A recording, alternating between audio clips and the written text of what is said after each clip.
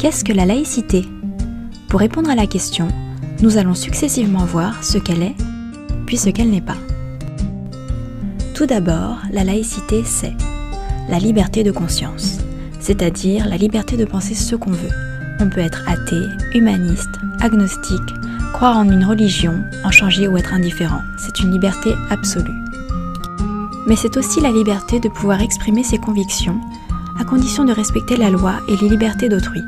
La liberté d'expression est une liberté relative. Avant 1905, pendant le régime du Concordat de Bonaparte, les Français ne pouvaient que se déclarer catholiques, protestants ou juifs, les seuls cultes reconnus et financés par l'État. Aucune autre religion n'était reconnue, encore moins l'absence de religion. Depuis la loi du 9 décembre 1905 de séparation des églises et de l'État, la liberté de croire ou de ne pas croire est assurée par la République. La laïcité, c'est aussi le libre exercice des cultes. C'est une des conséquences de la liberté d'exprimer ses convictions. Pour ceux qui le veulent, le droit d'exercer librement le culte de leur choix est protégé par la République. Nul ne peut l'empêcher, mais personne ne peut être obligé de pratiquer une religion. En revanche, cette liberté est limitée par les obligations et les interdictions définies par la loi afin de préserver l'ordre public qui permet de vivre ensemble en paix malgré nos différences. Enfin, la laïcité, c'est la séparation de l'État et des religions. Cette séparation entraîne la neutralité religieuse absolue de la sphère publique, c'est-à-dire les collectivités et les services publics, à l'égard des religions. Ainsi, l'État ne reconnaît aucune religion, n'en favorise aucune et n'en discrimine aucune.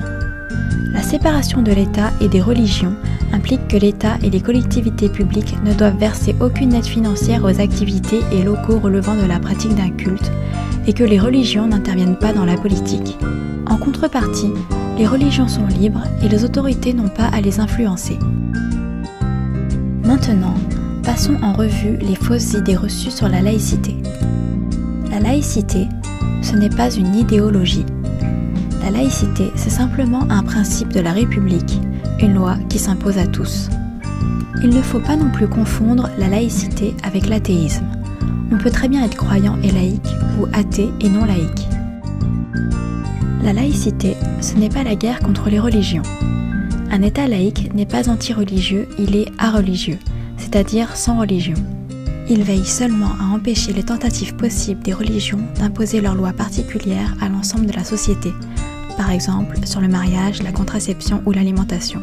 Il s'oppose donc à ce qu'on appelle le cléricalisme. Mais attention, invoquer la laïcité contre une seule religion, ce n'est plus la laïcité. C'est du racisme ou de la discrimination punie par la loi. La laïcité, ce n'est pas non plus la tolérance d'État, car la tolérance de l'État ou du monarque, c'est une liberté réduite, souvent dans des situations de religion dominante, accordée seulement à des communautés et qui peut être retirée à tout moment. La laïcité va beaucoup plus loin, puisqu'elle accorde à chaque citoyen l'égalité avec tous les autres grâce à la liberté de conscience. Que l'on soit croyant, incroyant ou que l'on refuse d'avoir une conviction, la République y est indifférente.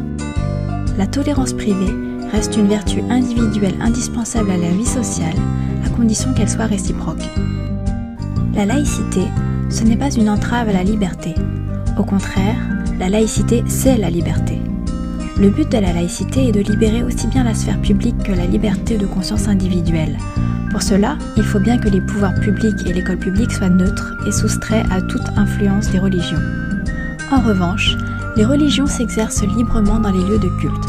Chacun peut exprimer sa religion dans l'espace public, la rue, les magasins, les stades, du moment qu'il respecte l'ordre public.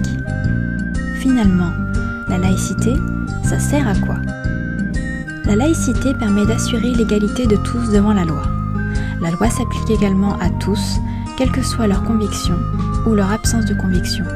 Ainsi, aucune religion n'a de droit particulier et personne ne peut refuser de respecter les règles communes au nom de sa religion.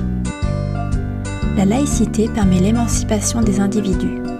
La laïcité, que ce soit celle de l'école ou celle de la République, permet à chacun de se libérer de toutes les influences qu'il n'a pas choisies, religieuses, familiales, communautaires, et de se forger librement par l'exercice de la raison ses propres convictions. Ni l'État ni les religions ne doivent porter atteinte à la liberté de conscience, bien de chaque individu. Pour résumer, qu'est-ce que la laïcité ? La laïcité, c'est un cadre juridique qui garantit la liberté de conscience à chaque citoyen. Dans un État laïque, l'État n'intervient pas en matière de croyance et ne se préoccupe pas des appartenances et convictions particulières des individus. Aux individus de se regrouper en association pour organiser librement leurs convictions, mais sans argent public, sans troubler l'ordre public et sans droits différents des autres.